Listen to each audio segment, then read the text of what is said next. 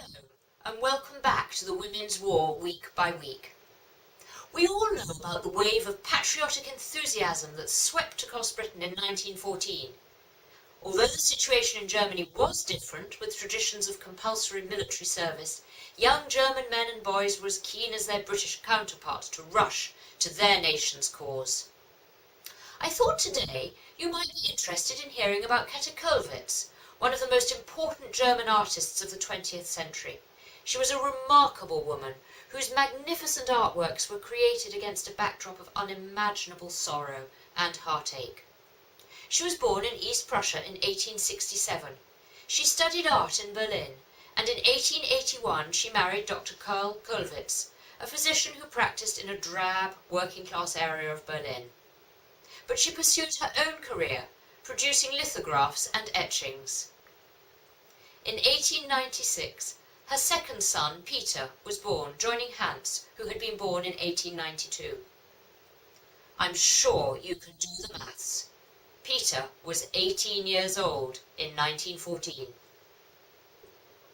Writing in her diary on the 27th of August 1914, Kathe asked, "Where do all these women find the courage to send their dear ones to the front to face the guns, when they have watched over them all their lives with such loving care?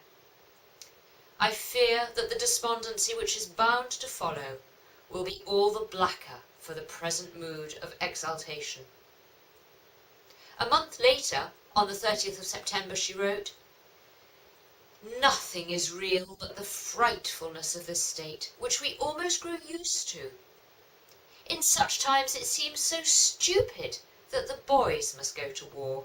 It is all so pointless, so insane.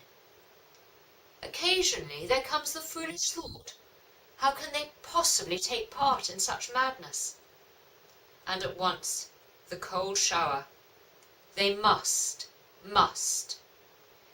Then one is ready to despair." Whatever his parents' view about the pointlessness of war or otherwise, and indeed Kathe herself felt that as Germany had been attacked she did have a right to defend herself.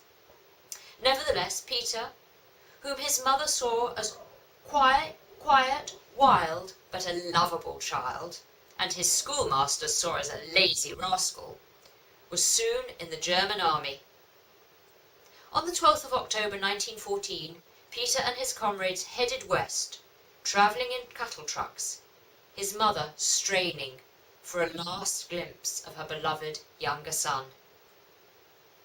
Come back next week and I'll tell you more about Kathe Kollwitz and her journey through the Women's War, 1914 to 1918.